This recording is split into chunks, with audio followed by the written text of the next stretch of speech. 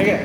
तो यूनिवर्स की उत्पत्ति से संबंधित कुछ संकल्पनाएं हम लोग देखेंगे और कुछ सिद्धांत देखेंगे, थ्योरी देखेंगे। तो सबसे पहले हम लोग हाइपोथेसिस की बात करते हैं कि कौन कौन सी हाइपोथेसिस, कौन कौन सी संकल्पनाएं प्रचलित हैं, और फिर हम लोग देखेंगे सिद्धांत, कौन कौन से सिद्धांत प्रचलित हैं। तो जब हम लोग सिद्धांत में आएंगे तो 3 तरीके के सिद्धांत प्रचलित हैं ब्रह्मांड की उत्पत्ति से संबंधित। ठीक है, सिद्धांतों के अभी डिस्कशन डिटेल हम लोग बाद में करेंगे। पहले समझिए कौन कौन से सिद्धांत हैं जो कि ब्रह्मांड की उत्पत्ति से संबंधित प्रचलित सिद्धांत यानी थ्योरी। तो पहली जो थ्योरी है उसको कहते हैं steady state theory. Steady state theory यानी कि साम्य अवस्था का सिद्धांत। स्टेडी स्टेट थ्योरी यानी साम्य अवस्था का सिद्धांत। दूसरी है big bang theory, big bang theory मतलब महाविस्फोट का सिद्धांत। और तीसरी जो सिद्धांत है वो है यूनिटरी थ्योरी।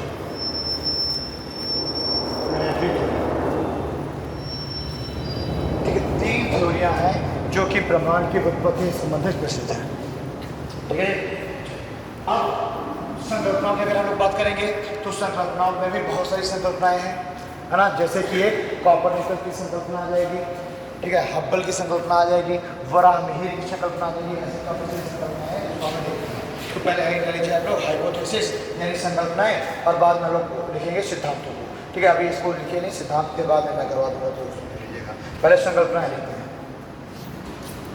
देखो, ब्रह्मांड की उत्पत्ति से संबंधित, ब्रह्मांड की उत्पत्ति से संबंधित विभिन्न संकल्पनाएं, ब्रह्मांड की उत्पत्ति से संबंधित विभिन्न संकल्पनाएं प्रचलित हैं। ब्रह्मांड की उत्पत्ति से संबंधित विभिन्न संकल्पनाएं प्रचलित हैं, जिनमें से निम्न प्रमुख है, जिनमें से निम्न प्रमुख है। पहले देखिए क्लॉडियस टालमी की संकल्पना, ये रहेगी क्लॉडियस टालमी की संकल्पना। क्लॉडियस टालमी, अरे क्लॉडियस टालमी कौन है? ये यूनान के एक दार्शनिक है ना, यूनान के एक दार्शनिक है क्लॉडियस टालमी। और इन्होंने 140 एडी में,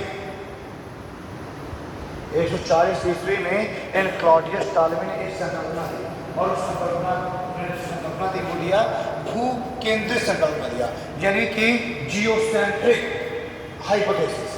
यानी कि संकल्पना थी क्या थी? वो थी जियोसेंट्रिक हाइपोथेसिस।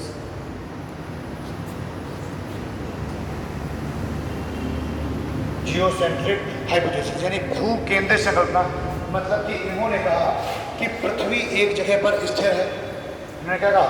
इन्होंने कहा कि पृथ्वी स्थिर है, अर्थ है स्थिर, और सन इसके चारों तरफ घूम रहा है। ठीक, मतलब इन्होंने कहा पृथ्वी स्थिर है और सन उसके चारों तरफ घूम रहा है। ये इन्होंने संकल्पना दी कब? 140 एडी में, और इसमें क्या आ गया? Geocentric hypothesis. ठीक, तो इसको लिखो क्लॉडियस टालमी ने 140 एडी में जियोसेंट्रिक हाइपोथेसिस, जियोसेंट्रिक हाइपोथेसिस यानी भू केंद्रित संकल्पना दी, भू केंद्रित संकल्पना दी तथा इनके अनुसार पृथ्वी केंद्र में स्थिर है, पृथ्वी केंद्र में स्थिर है और सूर्य उसकी परिक्रमा कर रहा है। पृथ्वी केंद्र में स्थिर है और सूर्य उसकी परिक्रमा कर रहा है।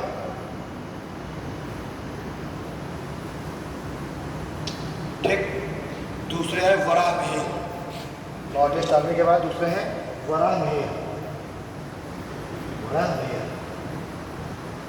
ये वराहमिहिर कौन है? ये भारतीय दार्शनिक और फलसफी है वराहमिहिर। इन्होंने 6वीं शताब्दी में, वराहमिहिर ने 6वीं शताब्दी में, यानी आज से लगभग 14 साल पहले, 14-15 साल पहले, इन्होंने 6वीं शताब्दी में इन्होंने अपनी संकल्पना दी। ठीक, और उसके अनुसार इन्होंने कहा कि नहीं, पृथ्वी केंद्रित नहीं है, सन है बीच में। इनकी जो संकल्पना थी वो थी heliocentric, heliocentric hypothesis, heliocentric hypothesis इसने दिया वराम है पृथ्वी के केंद्र में है कि सूर्य बीच में अब पृथ्वी इसकी चारों तरफ घूम रही है। इसने कहा वराम ने 6वीं शताब्दी फिर, लेकिन चूंकि हमने देखा कि हम लोग ब्रिटिश के काफ़ी समय तक अधीन रहे, गुलाम रहे, तो इनकी जो संकल्पना है उसको इस तरीके से वो नहीं मिल पाया, एक हाईलाइट नहीं हो पाया। इसीलिए वराम, जबकि वराम तो सबसे पहले ले लिया है संकल्पना, फिर भी वराम का नाम नहीं है। क्लियर? तो इसको लिखो वराम। ये एक भारतीय दार्शनिक खगोलशास्त्री थे, ये एक भारतीय दार्शनिक एवं खगोलशास्त्री थे तथा इन्होंने ही 6वीं सदी में सर्वप्रथम हीलियोसेंट्रिक संकल्पना दी। इन्होंने ही सर्वप्रथम 6वीं सदी में हीलियोसेंट्रिक संकल्पना दी, जिसके अनुसार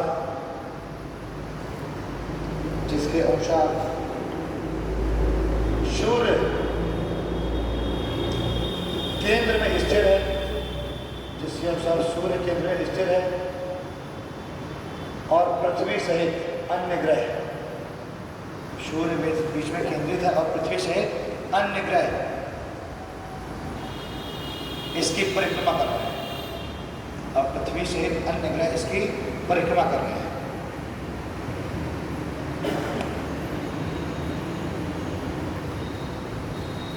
ठीक है ना? अब आता है निकोलस कॉपरनिकस। तीसरा देखिए निकोलस कॉपरनिकस, अब बैक में लिखा पोलैंड का है निकोलस कॉपरनिकस।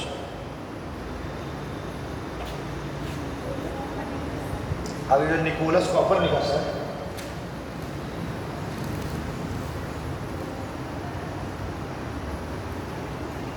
इसने 1543 ईस्वी में वराम ये से लगभग 1000 साल बाद इसने भी वही संकल्पना दी। कौन सी? हीलियोसेंट्रिक। इसने एक वराम ने 6वीं शताब्दी में कह दिया, लगभग 500 ईस्वी के 500 समथिंग की। ठीक, तो वराम ने तब कह दिया था, और निकोलस कॉपरनिकस ने कब? 1543 में, लगभग 1000 साल के बाद उसने भी वही बात कही, हीलियोसेंट्रिक। लेकिन इसकी जो अवधारणा इसको ज़्यादा पॉपुलरिटी मिली हुई है। तो हम कहते नहीं, कॉपरनिकस ने बताया कि पृथ्वी सूर्य के चारों तरफ परिक्रमा कर रही है, तो क्योंकि क्या है कि कंट्री का ही, तो इसी को ज़्यादा तवज्जो मिल रही। और उस समय हम क्या है, उस समय हमें गुलाम, उस समय हम डोमिनेट है, तो इस वजह से जो बड़ा अमीर है उनकी संकल्पना को इतनी पॉपुलरिटी नहीं मिल पाई, हाईलाइटेड नहीं हो पाई। और जो कॉपरनिकस है उसके नाम पर ये हो गया कि भाई उसने जो है ये बताया, जबकि उससे 1000 साल पहले ही बड़ा अमीर ने बता दिया था।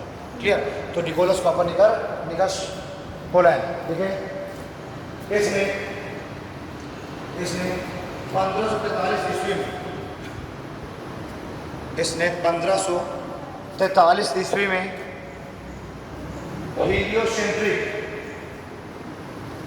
हीलियोसेंट्रिक संकल्पना दी।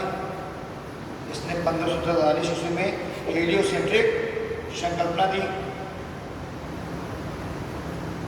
हीलियोसेंट्रिक संकल्पना दी। ठीक, इसमें इसको फर्स्ट पॉइंट डालो, इस सेकंड पॉइंट इसमें लिखिए, 2-3 पॉइंट डालो। इसने 1543 में हीलियोसेंट्रिक संकल्पना, समझ गया ना?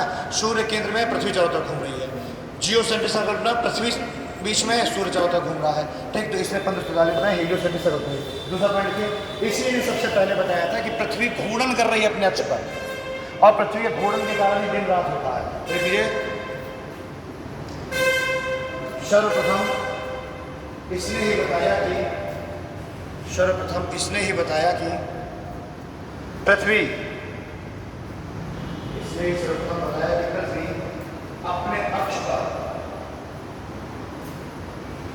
अपने अक्ष पर घूर्णन करती है, पृथ्वी अपने अक्ष पर घूर्णन करती है, जिससे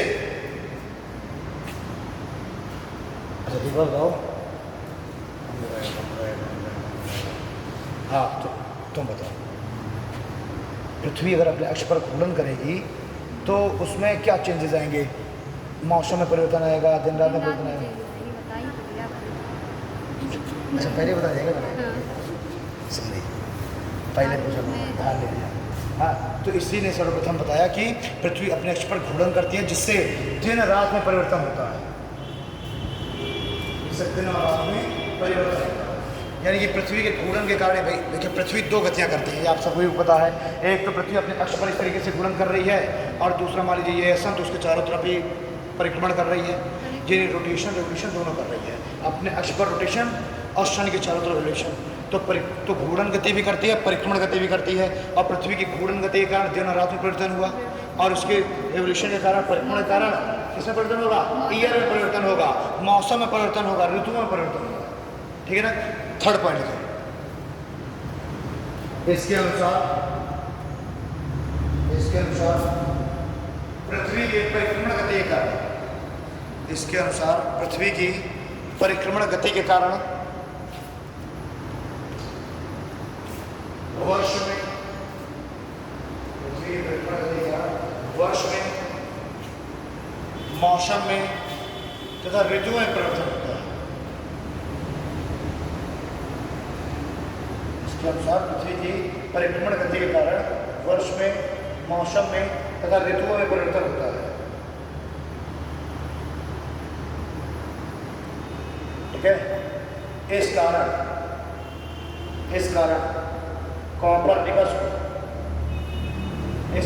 कॉपरनिकस को आधुनिक खगोल शास्त्र का जनक कहा जाता है। इस कारण कॉपरनिकस को आधुनिक खगोल शास्त्र का जनक कहा जाता है।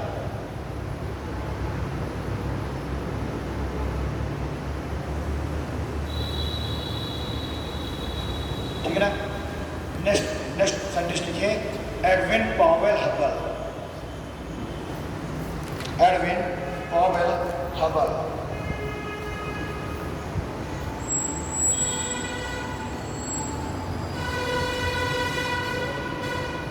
एडविन पॉवेल हबल,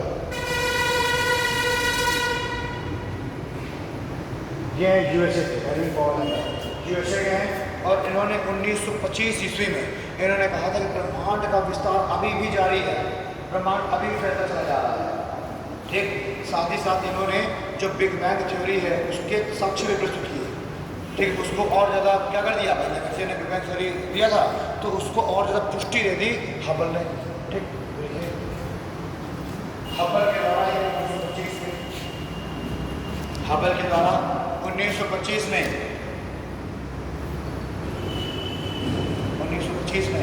ब्रह्मांड के लगातार, हबल के द्वारा 1925 में ब्रह्मांड के लगातार विस्तार की बात की गई। ब्रह्मांड के लगातार विस्तार की बात की गई तथा इन्होंने अनेक आकाशगंगाओं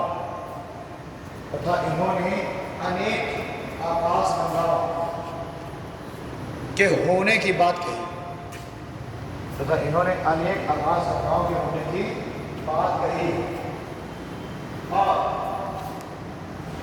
और बिग बैंग सिद्धांत को पुष्टि दी, और बिग बैंग सिद्धांत की पुष्टि के लिए साक्ष्य दिए, और बिग बैंग सिद्धांत की पुष्टि के लिए साक्ष्य प्रस्तुत किए।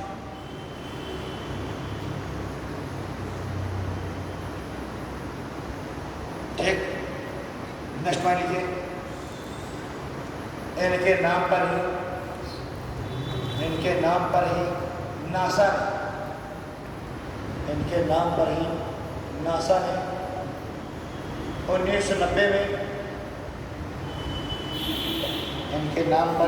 ने 1990 में लोअर अर्थ ऑर्बिट में, इनके नाम पर ही नासा ने 1990 में लोअर अर्थ ऑर्बिट में हबल टेलीस्कोप स्थापित किया। हबल टेलीस्कोप, इनके नाम पर ही नासा ने 1990 में लोअर अर्थ ऑर्बिट में हबल टेलीस्कोप स्थापित किया।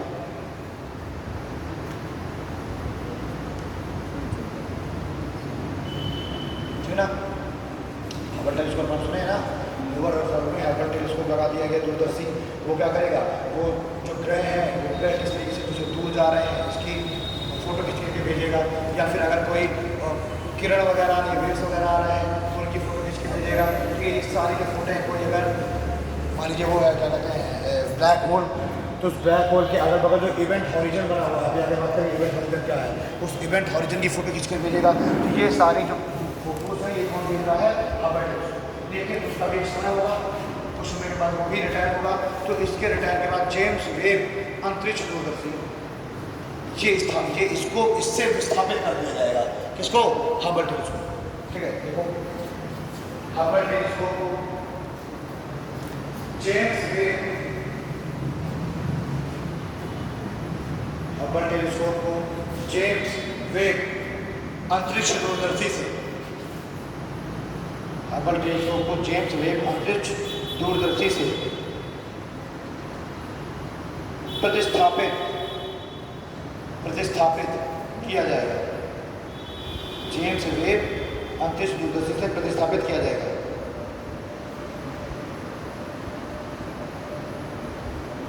ठीक है ना, आगे लिखो जॉन हेस कैपलर। जॉन हेस कैपलर, और ये कहाँ के, ये है जर्मनी के जॉन हेस कैपलर। इन्होंने जॉन हेस कैपलर, इन्होंने ग्रहों के गति संबंधी नियम प्रस्तुत किए।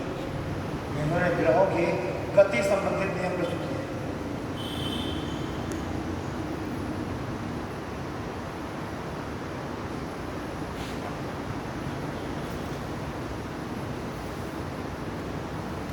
इन्होंने ग्रहों की गति संबंधित नियम प्रस्तुत किए।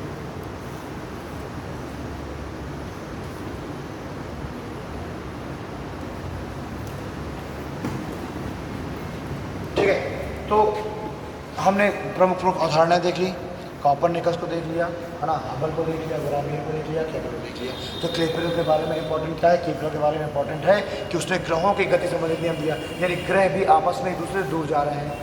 और ब्रह्मांड जब क्या हुआ, बिग बैंग जब थ्योरी हुई, तो मैंने क्या बताया था, जो भी सेलेस्टियल बॉडीज हैं सब क्या हुए, टूट करके गए ब्लास्ट होने से। तो अभी भी एक दूसरे से दूर जा रहे हैं। जैसे अगर दो ग्रह हैं तो दो ग्रह भी लगातार एक दूसरे से दूरी उनकी बढ़ती जा रही है। और ये बताया केपलर ने, उसने कहा कि अभी भी सारी जो सेलेस्टियल बॉडी एक दूसरे से दूर होती है, तभी तो ब्रह्मांड का विस्तार हो रहा है। वही फैलते चले जा रहे हैं सारी सेलेस्टियल बॉडी, खगोलीय पिंड। तो इसी केपलर ने कहा कि ब्रह्मांड का क्या हो रहा है, विस्तार हो रहा है। ओके, अब लिखिए ब्रह्मांड की उत्पत्ति से संबंधित प्रमुख सिद्धांत। ब्रह्मांड की उत्पत्ति से संबंधित प्रमुख सिद्धांत।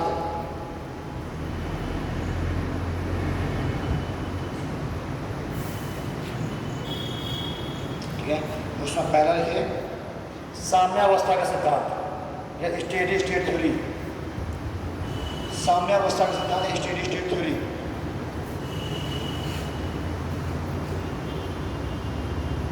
लिखिए यह सिद्धांत थॉमस होल्ट, यह सिद्धांत थॉमस होल्ट और हरमन बॉन्डी, यह सिद्धांत थॉमस होल्ट और हरमन बॉन्डी के द्वारा दिया गया। ठीक, अब क्या है ये स्टेट सिद्धांत, है ना, साम्य सिद्धांत। इन दोनों ने कहा कि जो ब्रह्मांड है वो ब्रह्मांड जिस तरह था वैसे ही है, ना तो इसका जन्म हुआ है और ना ये कभी खत्म होगा। ये जिस तरीके था उसी तरीके है, ना इनके बीच में ग्रहों की डिस्टेंस बढ़ रही है।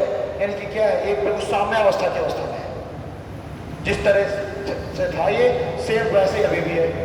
तो इसलिए ये कहा कि ये जो पूरा ब्रह्मांड है ये साम्यावस्था में है, ना इसका विस्तार हो रहा है और ना इसका संकेंद्रण हो रहा है, ना ही अंत हो रहा है और ना ही विस्तार हो रहा है। ठीक है, तो देखो एक मिनट, इन्होंने अपने सिद्धांत में कहा कि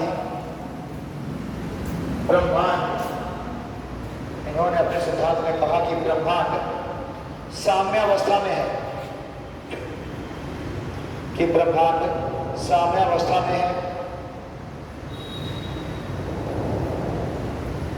ना तो इसका जन्म हुआ है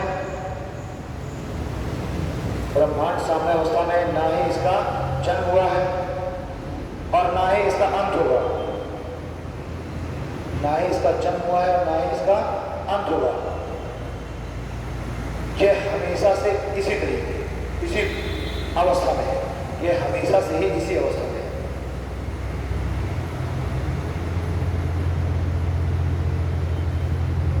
ठीक, ये हो गया पहला सिद्धांत। दूसरा लिखे big bang theory. Big bang theory महाविस्फोट का सिद्धांत। बिग बैंग थ्योरी महाविस्फोट का सिद्धांत।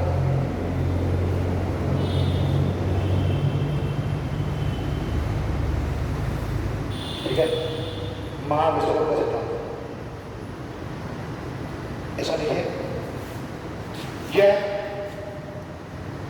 ब्रह्मांड की उत्पत्ति से संबंधित, यह ब्रह्मांड की उत्पत्ति से संबंधित सर्वाधिक मान्य सिद्धांत है। यह ब्रह्मांड की उत्पत्ति से संबंधित सर्वाधिक मान्य सिद्धांत है।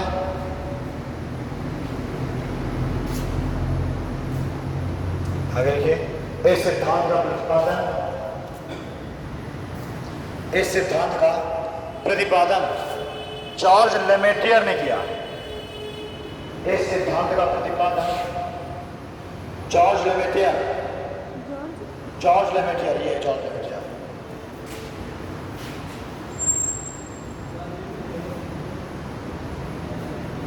जॉर्ज लेमेटियर कहाँ के? बेल्जियम के।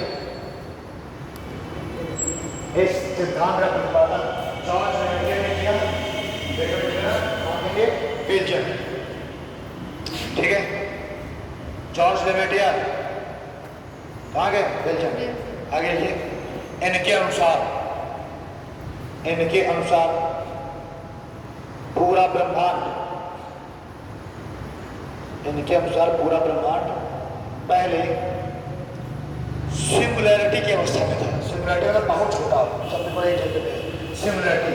इनके अनुसार पूरा ब्रह्मांड पहले सिंगुलैरिटी की अवस्था में, सिंगुलैरिटी की अवस्था में था, जिस कारण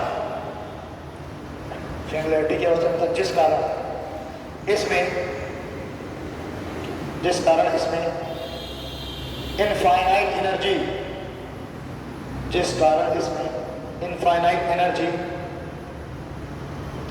इनफाइनाइट ग्रेविटी और इनफाइनाइट एनर्जी, इनफाइनाइट ग्रेविटी और इनफाइनाइट डेंसिटी, और इनफाइनाइट डेंसिटी थी।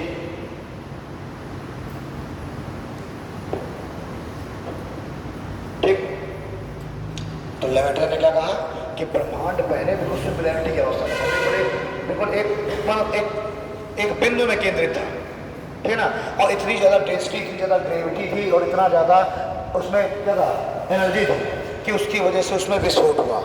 और ये विस्फोट ना, फिर उसको नासा ने भी इस बात की पुष्टि की, इसलिए सबसे ज़्यादा मान्य है। लेमेटियर ने बोला, बाद में नासा ने भी इस बात को मैं अपने वो प्रस्तुत कर दिए कि हाँ ये सबसे सही संकल्पना है, सबसे सही सिद्धांत है नासा। तो नासा ने क्या कहा, इस सिद्धांत को और आगे डिस्क्राइब किया नासा ने, और नासा ने कहा कि आज से 13.7 अरब वर्ष पूर्व, आज से लगभग 13.7 अरब वर्ष पूर्व इसमें जो डेंसिटी है, जो ग्रेविटेशनल फोर्स है, ये बहुत ज़्यादा बढ़ गया। ठीक, और बहुत ज़्यादा बढ़ गया, 13.7 अरब वर्ष पूर्व इसमें विस्फोट हो गया। और जब विस्फोट हुआ तो वो विस्फोट 1 प्लांक सेकेंड में हुआ। प्लांक सेकेंड कितना होता है? Planck time. विस्फोट हुआ 1 प्लांक टाइम में, और प्लांक टाइम क्या है?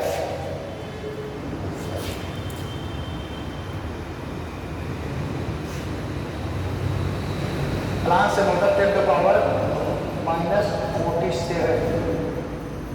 सेकेंड, 10⁻⁻47, यानी कि सेकेंड का इतना छोटा है, इतने समय में क्या हुआ? विस्फोट हो गया। ठीक, तो मैं तो इसको उस पर ले लेते थोड़ा सा,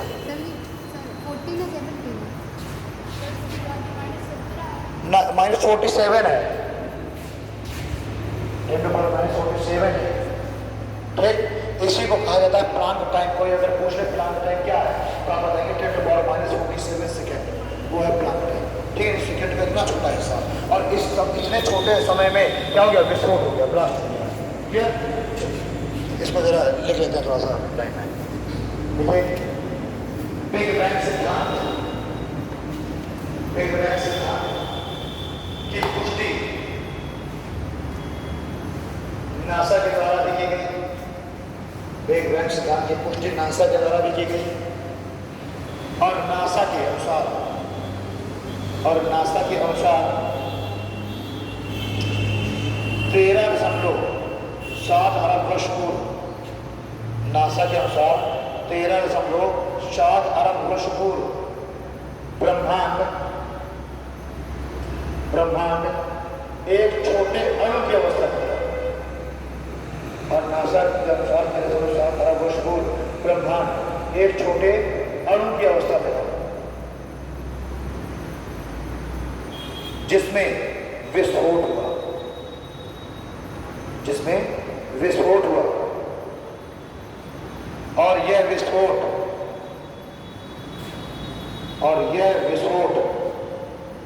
प्लांक समय में हुआ, और यह विस्फोट प्लांक समय में हुआ।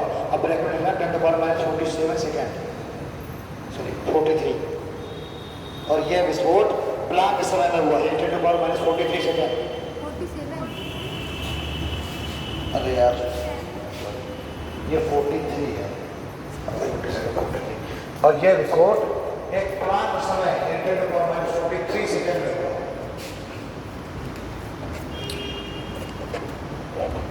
10⁻43 सेकेंड, ठीक है। नेक्स्ट देखो, विस्फोट के 3 लाख वर्ष पश्चात, विस्फोट के 3 लाख वर्ष पश्चात पहले परमाणु का निर्माण हुआ। विस्फोट के 3 लाख वर्ष पश्चात पहले परमाणु का निर्माण हुआ।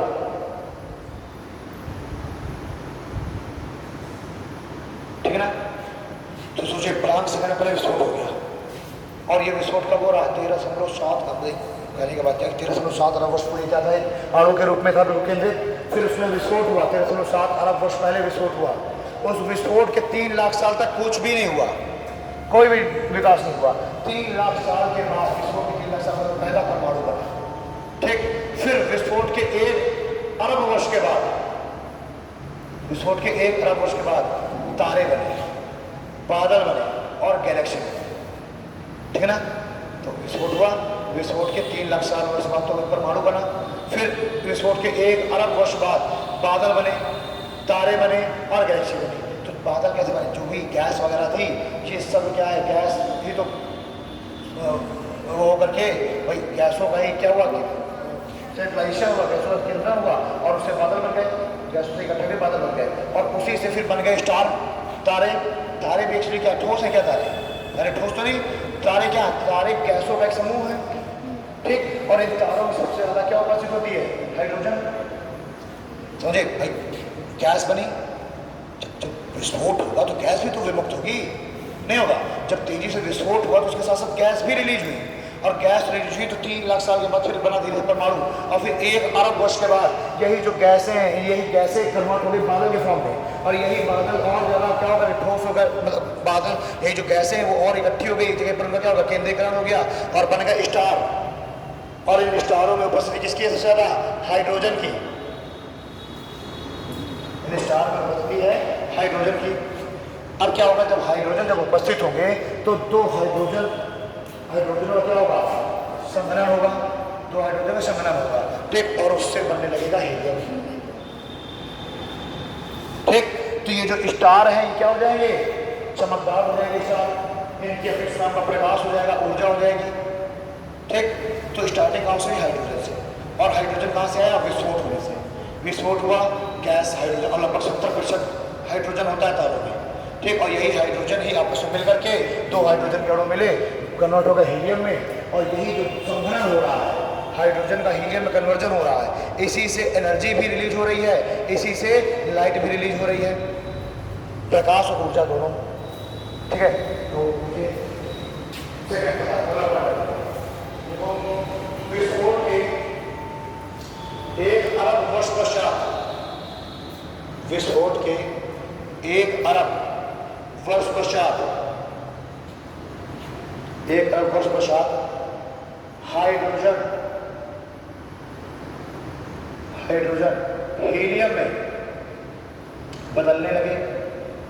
विस्फोट के 1 अरब वर्ष पश्चात हाइड्रोजन हीलियम में बदलने लगी और गैसों की इस अभिक्रिया के कारण बादल, तारों एवं गैलेक्सी का निर्माण हुआ। बादल, तारों एवं गैलेक्सी का निर्माण हुआ। ठीक, नेक्स्ट पॉइंट लिखिए। इस विस्फोट के 13 अरब वर्ष पश्चात, इस विस्फोट के 13 अरब वर्ष के पश्चात ग्रहों, इस विस्फोट के 13 अरब वर्ष पश्चात ग्रहों एवं जीवन का विकास हुआ।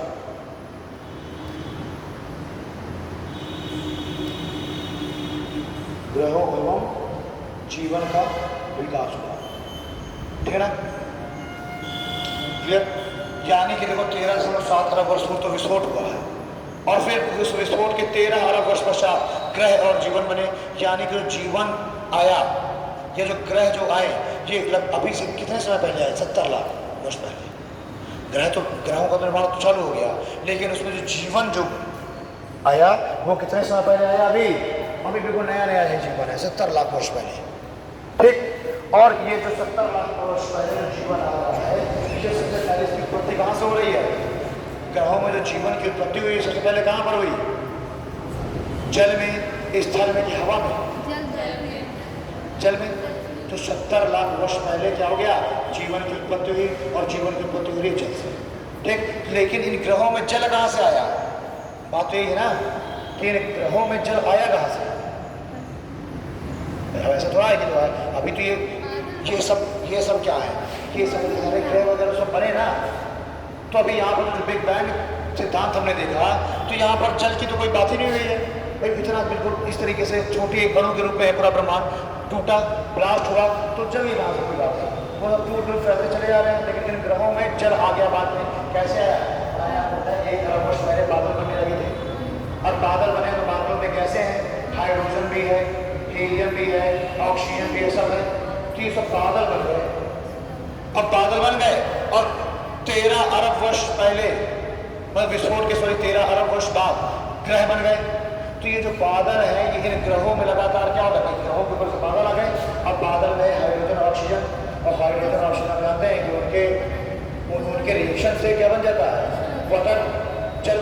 तो ये बादलों में हाइड्रोजन जो ऑक्सीजन है, ये जब मिल रहा है, रिएक्शन कर रहा है, जिससे बन गया जल, और वही जल लगातार बारिश हो रही है ग्रहों में। बादलों से लगातार बारिश हो रही है ग्रहों में, और ग्रहों जो ग्रह है, ग्रहों में जो क्रेटर्स बने हुए हैं, जो गड्ढे बने हुए हैं। अब इसे ग्रहों में गड्ढे कैसे बनते हैं? तो ग्रहों में गड्ढे ऐसे बने कि जब ग्रह जब बने, ग्रहों बने, और जब यही जो गैसें थे, यही गैसें धीरे धीरे ठोस हो गई। इन्हीं गैसों के ठोस होने से ही क्या बन रहा है? ग्रह बन रहा है। तो शुरुआत में तो जब पृथ्वी अलग हुई होगी टूट करके, तो पृथ्वी बिल्कुल एक आपका गोला जैसी रही होगी, और बाद में वो जो पृथ्वी वो ठंडी हुई धीरे धीरे, और ठंडी हुई तो उसमें क्या पड़ गया? क्रैटर्स पड़ गए, गड्ढे पड़ गए। कैसे बने? बैगन होता है ना, बैगन को जब भून दो तो जब भूनने के बाद ठंडा हो जाता है, तो उसमें क्या पड़ जाता है? क्रैटर्स पड़ जाते हैं कि नहीं पड़ जाते? जगह जगह बिचक जाता है। तो ऐसी पृथ्वी जब आपका बोली जब ठंडी हुई पृथ्वी, तो उसमें जगह जगह क्या पड़ गए? गड्ढे पड़ गए, क्रैटर्स पड़ गए। और जब लगातार लाखों साल तक लगातार बारिश हुई, लाखों साल, करोड़ों साल लगातार बारिश हुई ग्रह में, तो यही जो गड्ढे थे, क्रैटर्स थे, वो जल से भर गए, और वही क्या है? ओशन, वही समुद्र है। ठीक, और जीवन की उत्पत्ति इन्हीं समुद्रों से हो गई। तो सबसे पहले कौन से जीव आ गए? जल में रहने वाले जीव, जो भी आए हैं सबसे पहले जल में रहने वाले जीव आए। ये पहले समझिए, ठीक है। है ना। और ब्लू ग्रीन एल्गी, ठीक है, ब्लू ग्रीन एल्गी आई या अदर जो भी आ रहे हैं, है ना। लेकिन सबसे पहले जीवन की उत्पत्ति कहाँ से हो रही है? जल से। और हमारा जो ये हिंदू जो धर्म है ना, ये भी यही बात करता है कि सबसे पहले जीवन की उत्पत्ति जल से हुई। तो हमारे जो वैज्ञानिक ऋषि मुनि थे, उन्होंने इतिहास से लगभग 2000 साल पहले वैदिक पीरियड के समय से ही बोलते चले आ रहे हैं, वैदिक एरा से ही बोलते चले आ रहे हैं कि जीवन की उत्पत्ति जल से हुई।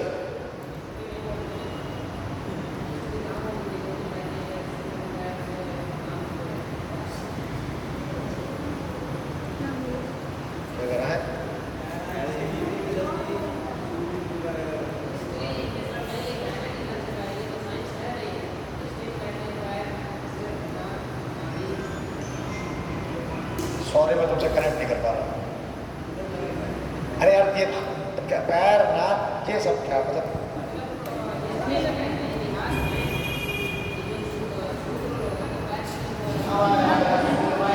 जीवन की उत्पत्ति और तुम शूद्र हो जो ब्राह्मण और क्षत्रिय की उत्पत्ति करा रहे हो।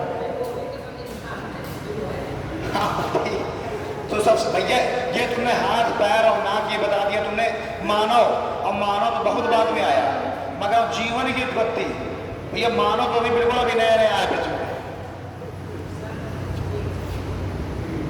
उसको बाद में बात करेंगे। वो तुम कह रहे हो कि भैया हमारा जो ये धर्म है ना, ये सब जो बता रहे हैं कि ब्रह्मा के पैरों से शूद्र की उत्पत्ति हुई, पेड़ से वैश्य की उत्पत्ति हुई, गंधों से क्षत्रिय की उत्पत्ति हुई, मस्तक से ब्राह्मण की उत्पत्ति हुई। तो ये तो बहुत बात की संकल्पना है।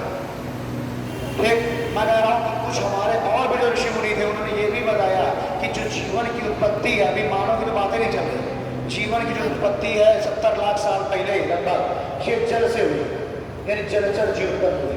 तो ये हमें कहाँ पर ये ऐसी जो अवधारणाएं हैं, संकल्पनाएं हैं, हमें कहाँ देखने के लिए मिल रही है? हमें विष्णु के दशावतार, विष्णु का दशावतार सुना है हमने, विष्णु के दशावतार ना। तो जो दशावतार की जो संकल्पना, वो भी तो एक संकल्पना है, हाइपोथेसिस है। किसी ने स्पष्ट थोड़ा दिया है कि भाई विष्णु के 10 अवतार हुए, लेकिन ये क्या है? हाइपोथेसिस है। और एक एंशिएंट पीरियड से हाइपोथेसिस चला रहा संकल्पना कि विष्णु के 10 अवतार हुए। और उन विष्णु के 10 अवतारों में पहला अवतार किसका माना गया? मत्स्य अवतार। सबसे पहला अवतार माना गया मत्स्य अवतार। ठीक, तो इसी को कनेक्ट करके देखिए साइंस ने भी क्या कहा? आधुनिक समय में साइंस ने भी कहा कि जीवन की उत्पत्ति जल से हुई है। और हमारा जो वेद पुराण है, ये भी पुराने समय में हमने कह दिया कि जो विष्णु है, विष्णु का प्रथम अवतार मत्स्य, यानी कि जल से ही उत्पत्ति हो रही है जीवन की। तभी तो पहला होता है। ये तो माना गया कि विष्णु ही इस पूरी पृथ्वी का पालन करता माना विष्णु, यानी सबसे पहले वो विष्णु ही तो पृथ्वी में है। तो सबसे पहला उनका अवतार मत्स्य, वो विष्णु पहले मत्स्य अवतार में, ठीक है ना। तो पहला मत्स्य हो गया। फिर हमारा साइंस कहता है कि जल के बाद जो जीवन है वो कहाँ आया? जल के बाद उभयचर जीव है। जल के बाद उभयचर जीव है, जो कि जल में भी रह रहे थे और स्थल में भी निकलने लग गए। तो विष्णु के दूसरे अवतार की संकल्पना आ गई, वहां से कच्छप अवतार। विष्णु का दूसरा अवतार की संकल्पना आ गई, कच्छप अवतार, ठीक है। फिर स्तनधारी जीवों की उत्पत्ति हुई, मैमल्स की। और विष्णु का तीसरा अवतार कौन सा माना गया? वराह अवतार, मैमल्स, वराह अवतार, ठीक है। ये पूरा साइंस कह रहा है और उसी को हम कनेक्ट करके देख रहे हैं अपने वैदिक पीरियड से, हम अपने धर्म ग्रंथों से। तो धर्म ग्रंथ भी कह रहे हैं जल से उत्पत्ति, फिर उभयचर जीव, फिर मैमल्स, ठीक है ना। अब जो मैमल्स जो स्तनधारी हैं, अब उन्हीं में चाहे तो वराह ले लो, चाहे मक्खी ले लो, वराह ले लो, चाहे बंदर भी तो मैमल्स हैं, ठीक। अब वही जो बंदर है, धीरे धीरे क्या हो गए? उन बंदरों में म्यूटेशन चालू हो गया, खुद विकास, खुद परिवर्तन, म्यूटेशन।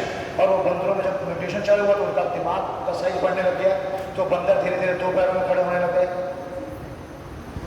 बंदर धीरे धीरे 2 पैरों में खड़े होने लग गए। तो हमें विष्णु का चौथा अवतार कौन सा दिख रहा है?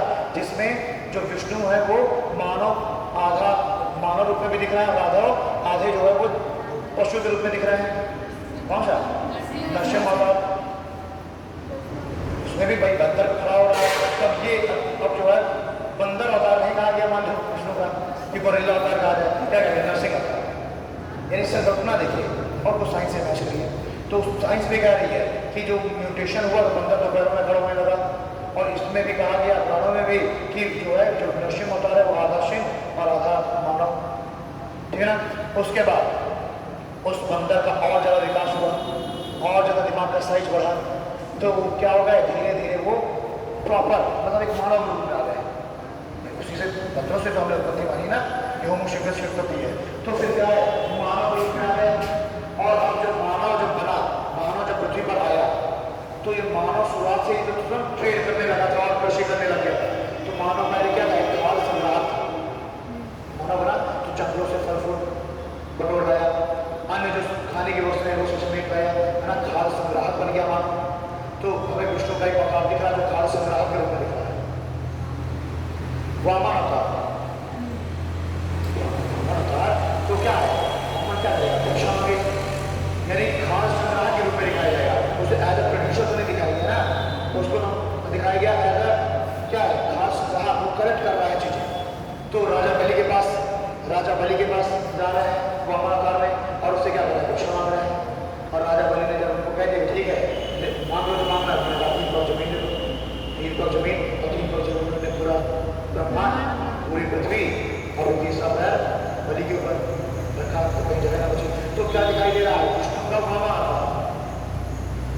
है ना, एज अ खाल संग्राहक के रूप में और विकास हुआ। अब मानव ने क्या शिकार करना सीख लिया, वामन अवतार के बाद मानव क्या करना सीख गया, शिकार करना। अब वो खाल संग्राहक के साथ साथ शिकारी भी हो गया, तो शिकार के लिए उसने बनाने चालू कर दिए औजार। और हमारा जो साइंस है वो कहता है कि मानव ने सबसे पहले कौन सा औजार बनाया, हैंड एक्स, हाथ से चलाने वाली कुल्हाड़ी, ठीक है ना। और जंगलों में रह रहा है, एकांत, जंगलों में रह रहा है एकांत, ठीक है, जानवर की खाल वाल बन रहा है। तो हमें विष्णु का एक ऐसा भी अवतार दिख रहा है जिसके हाथ में एक ऐसा ही हैंड एक्स जैसा हथियार है, ठीक है, एकांत में रह रहा है।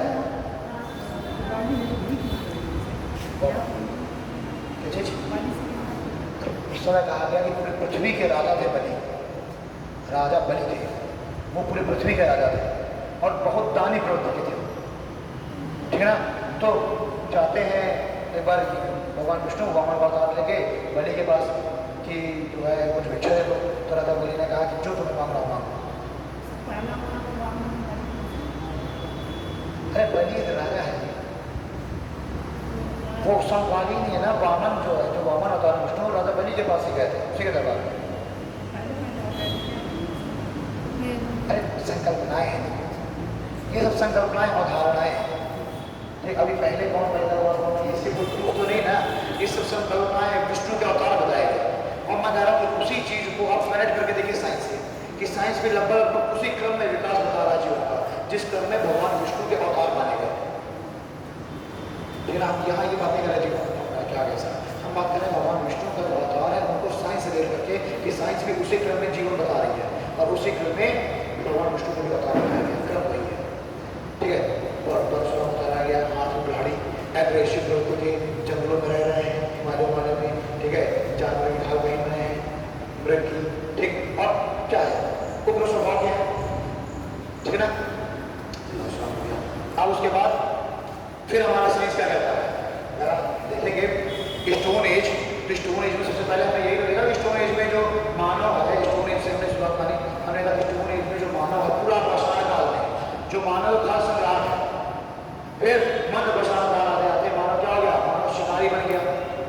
और मध्य पाषाण काल के लास्ट नव पाषाण काल में मानव क्या बन गया, प्रोड्यूसर बन गया, एग्रीकल्चर करना चालू कर दिया मानव ने। तो अब मानव जो है शिकारी के बाद एग्रीकल्चर, और जब मानव एग्रीकल्चर करेगा तो उसको मानव को एक ही जगह पर रहना पड़ेगा। अब ऐसा तो नहीं कि यहाँ पर एग्रीकल्चर कर रहा है, उसको रहना पड़ेगा नहीं जहाँ पर एग्रीकल्चर करेगा। तो अब जब एक जगह पर मानव रहेगा तो उसका जो परिवार है वो भी तो वहीं पर हिसाब हो जाएगा, और जब परिवार हो जाएगा तो उसके 4 बच्चे, उनके 4 बच्चे, और 4 बच्चे, तो ऐसे करते करते एक पूरी सोसाइटी हो जाएगी, नहीं हो जाएगी, समाज बन गया। तो अब मानव एक सामाजिक प्राणी बन गया, मानव एग्रीकल्चर कर रहा है, मानव क्या बन गया, एक सामाजिक प्राणी बन गया, एक सोसाइटी में रह रहा है। तो हमारा हमें विष्णु के अवतार दिख रहे हैं जो कि बिल्कुल जिसको बिल्कुल एक माना गया कि आदर्श रूप, एक सोसाइटी, एक आदर्श रूप, कौन सा माना गया, कहाँ पर भाई, बिल्कुल एक शब्द अवतार है ना, सभ्यता का वहां से विकास दिखाई दे रहा है। और एक सोसाइटी, यानी एक राजा हो गया, एक प्रजा हो गई उनकी, ठीक, और भैया सब रह रहे हैं, ठीक है ना। तो अगला वैसे उसी क्रम में विष्णु भगवान ने कहा, और उसी क्रम में आपको दिख रहा है कि अब नवपुरुषार्थ से एक सोसाइटी का, एक समाज का विकास होना चालू हो गया, और समाज में क्या है, एग्रीकल्चर हो रही है। फिर हम देख रहे हैं कि जो सोसाइटी है सोसाइटी से और तो सोसाइटी में कुछ अराजक तत्व आ रहे हैं, सीधी बात है। तो हम देख रहे हैं कि फिर धीरे धीरे आगे चलते चलते हम जब पहुंचेंगे उत्तर वैदिक काल में, ये घटना थी वैदिक काल के बारे में, नवपुरुषार्थ काल से एग्रीकल्चर शुरू किया मानव ने, और वैदिक काल में भगवान राम को वैदिक काल में माना जाता है, देखा जाए तो वैदिक काल के समय क्या है कि सोसाइटी बिल्कुल आइडियल सोसाइटी, तो आइडियल सोसाइटी में हमको क्या दिख रहा है ना। अब वैदिक काल के बाद आता है उत्तर वैदिक काल, वैदिक काल के बाद आया उत्तर वैदिक काल, और उस उत्तर वैदिक काल में आप लोग पढ़ेंगे हिस्ट्री में कि कर्मकांड बहुत चरम पर पहुंच गया था, अराजकता उत्पन्न हो गई थी, महिलाओं की स्थिति बहुत खराब हो गई थी, और जब ये सारी समस्याएं आई उत्तर वैदिक काल में, तो उसी उत्तर वैदिक काल के ही अंत में देखेंगे हम कि बौद्ध धर्म और जैन धर्म की स्थापना होती है, और उसमें कर्मकांड का विरोध किया गया, जाति प्रथा का विरोध किया गया, ठीक है, महिलाओं की दशा सुधारने का प्रयास किया गया, ठीक। तो उसी क्रम में देखेंगे भगवान विष्णु का अवतार राम के बाद अवतार कौन सा है, कृष्ण कौन सा माना गया उत्तर वैदिक काल में, यानी कि अब समाज में कर्मकांड बढ़ गया, अराजकता बढ़ गई है, अराजक तत्व आ गए हैं, तो अराजक तत्व से निपटने के लिए आपको भी अपने अंदर थोड़ा बहुत अराजकता लानी पड़ेगी, जोर से निपटने के लिए पुलिस को भी तो जोर से जैसे सोचना पड़ता है, तब उठा पाती है। तो हम देख रहे हैं कि भगवान विष्णु का कौन सा अवतार है, थोड़ा सा चंचल है, कृष्ण का, उनने भी तो यही किया, कूटनीति वगैरह सब, क्योंकि अराजक तत्व खत्म करना तो वैसे ही करना है। तो भगवान राम हमको आइडियल दिख रहे हैं, भगवान राम हमको आइडियल रूप में दिख रहे हैं, और भगवान कृष्ण को रियलिस्टिक रूप में दिख रहे हैं, उनका आइडियलिस्टिक रूप है, और कृष्ण का रियलिस्टिक रूप है जो आज का जिसको करना चाहिए, ठीक। आइडियलिस्टिक रूप में आजकल कोई नहीं होता, इसलिए आइडियलिस्टिक रूप में आगे बहुत टफ है, लेकिन रियलिस्टिक, और यही कृष्ण जो है बहुत पॉपुलर हो गए क्योंकि उन्हें रियलिस्टिक होता है, ठीक है ना। तो अब हम देखा समाज अराजकता उत्पन्न हो गई, तो इसलिए आगे कृष्ण का उसी तरीके से फिर जब अराजकता बहुत बढ़ गई, लोगों का अब जो मन है उससे हटने लगा, अब लोग शांति की तरह से जा रहे हैं, ठीक। अब समाज का क्या होना है, समाज का एक बार फिर से कैसे लगा दो कि उसका रेनोवेशन होता है, समाज का जो अराजक चीजें हटने, क्योंकि लोगों का मन हट गया ना हिंसा से, है ना, कर्मकांड से, कुरीतियों से हट गया, तो धर्म कौन सा आ गया, बहुत धर्म में शिक्षाएं दी कि आज इसमें जुड़ जाओ, इसमें एक सारी चीजें नहीं है, कुरीतियां वगैरह। तो हम अगला अवतार कौन सा देख रहे हैं, बुद्ध अवतार, दशावतार में नवा अवतार कौन सा बताया गया, बुद्ध अवतार, ठीक। फिर कहा गया कि अब ये जो कुरीतियां हैं, कुरीतियां इस समय इस धर्म में तो लोग कुछ जुड़ गए, लेकिन फिर भी और जो समाज के लोग हैं इनका और ज्यादा चारित्रिक पतन हो जाएगा, चारित्रिक पतन और ज्यादा हो जाएगा, और कुरीतियां आ जाएंगी, ठीक। और जो बिल्कुल ये अपने टॉप लेवल पर पहुंच जाएगा, और उसे वहां जाएगा कलयुग आ जाएगा, कलयुग अपने चरम पर आ जाएगा, ठीक है ना। और जब कलयुग अपने चरम पर आ जाएगा बिल्कुल, तो फिर विष्णु का एक और अवतार होगा जो कि इस कलयुग का नाश करेगा, और फिर से वापस एक बार जीवन की शुरुआत होगी, ठीक। कौन सा अवतार है, कल की अवतार, अगर भगवान विष्णु अवतार नहीं कल की होता, और कलयुग जो भी अत्याचारी दुराचारी का नाश करेंगे, और फिर से पृथ्वी को क्या कर दिया जाएगा, इन सभी कुरीतियों से दूर कर दिया जाएगा, फिर से जीवन की शुरुआत। तो मतलब कहने की बात है, यहाँ पर मैं तुम लोगों को ये नहीं बढ़ा रहा हूँ, है ना, कल्चर और संस्कृति, मैं यहाँ बता रहा हूँ जिस क्रम में वैज्ञानिकों ने बताया विष्णु, उसी क्रम में विष्णु के दशावतार की भी हम संकल्पना देख रहे हैं, ठीक है जी। तो हाइपोथेसिस हो गए, थ्योरी हो गई, ठीक ना। एक मिनट में एक कॉल कर लो, एनडीए में आने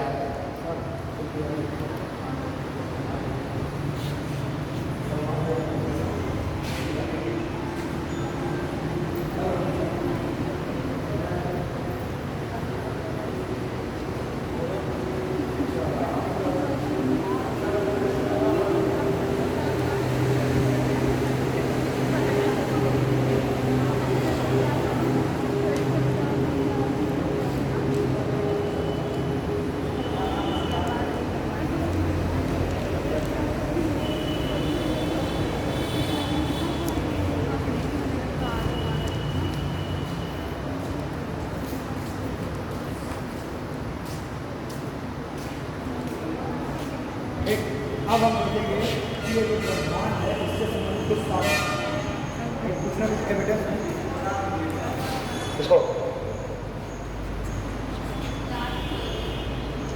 ये बता रहा है। क्या बता रहा है? अच्छा एक बार वापस से अगेन हमने कहा ब्रह्मांड की उत्पत्ति से संबंधित दो अवधारणाएं कौन कौन सी, सॉरी ब्रह्मांड की उत्पत्ति से संबंधित कुछ संकल्पनाएं हैं और कुछ क्या है सिद्धांत है। संकल्पनाएं होती हैं कोरी संकल्पना, यानी उसका कोई एविडेंस नहीं होता, केवल वो क्या है हाइपोथेसिस है। तो यहाँ पर हमने कुछ हाइपोथेसिस देख ली। तो इनमें से पहली हाइपोथेसिस है क्लॉडियस टॉलमी की, जिसने क्या कहा, जिसने कहा जियोसेंट्रिक अवधारणा दी, यानी पृथ्वी केंद्र पर है, सूर्य चारों तरफ घूम रही है। दूसरी अवधारणा आ गई वराहमिहिर की, उसने पहली बार हीलियोसेंट्रिक अवधारणा दी, यानी सूर्य केंद्र में है, पृथ्वी चारों तरफ घूम रही है। फिर आ गई निकोलस कोपरनिकस की, इस निकोलस कोपरनिकस ने भी हीलियोसेंट्रिक अवधारणा दी, यानी कि सूर्य केंद्र पे है, पृथ्वी चारों तरफ घूम रही है। ठीक, और इसी वजह से क्या हो रहा है, दिन रात वर्ष में परिवर्तन हो रहा है, ऋतु में परिवर्तन हो रहा है, मौसम परिवर्तन हो रहा है। ठीक, और इसी को क्या मान लिया गया, इसी को कहा गया आधुनिक खगोलशास्त्र का जनक। हेलो,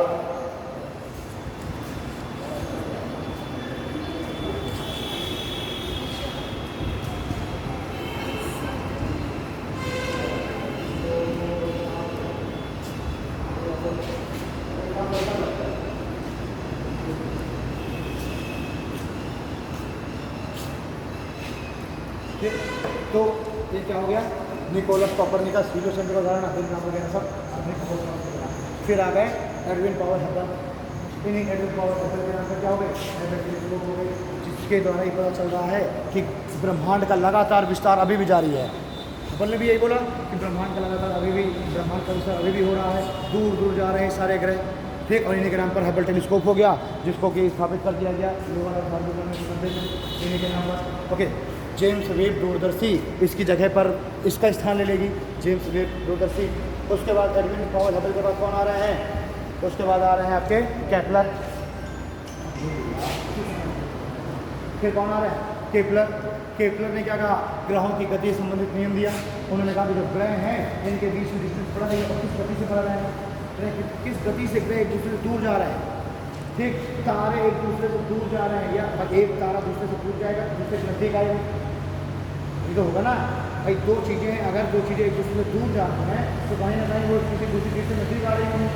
फिर ये क्या होगा कि गति जो ग्रह हैं, ये जो सेलेस्टियल बॉडी है, इनकी गति से क्या ना। अब ये तो हो गई प्रमुख संकल्पना है। उसके बाद आ रहा है सिद्धांत, थ्योरी। तो थ्योरी में 3 थ्योरियाँ,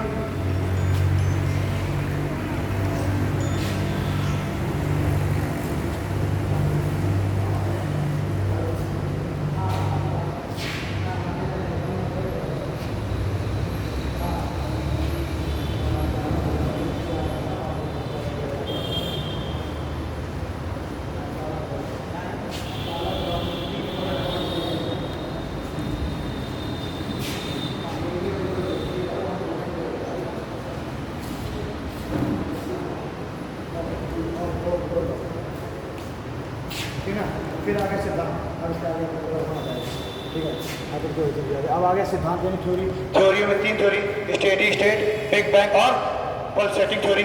ठीक, स्टेडी स्टेट थ्योरी क्या है, स्टेडी स्टेट थ्योरी है साम्यावस्था सिद्धांत, यानी कि जो ब्रह्मांड है वो साम्यावस्था में है, ना उसका विस्तार हो रहा है ना बंद हो रहा है, वो जैसे थे वैसे ही है। ठीक, ओके। दूसरा आ गया big bang theory.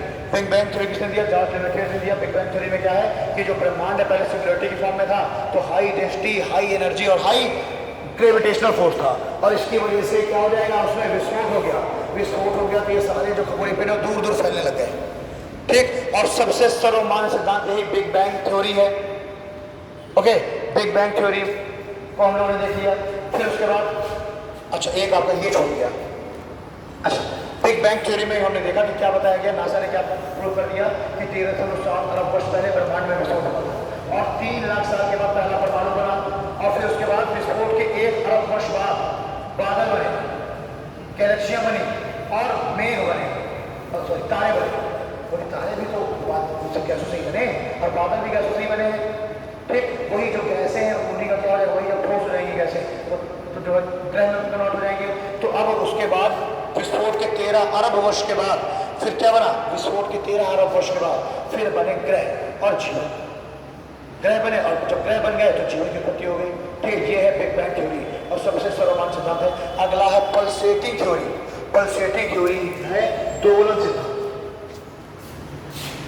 Pulsating theory है मतलब दोलन सिद्धांत।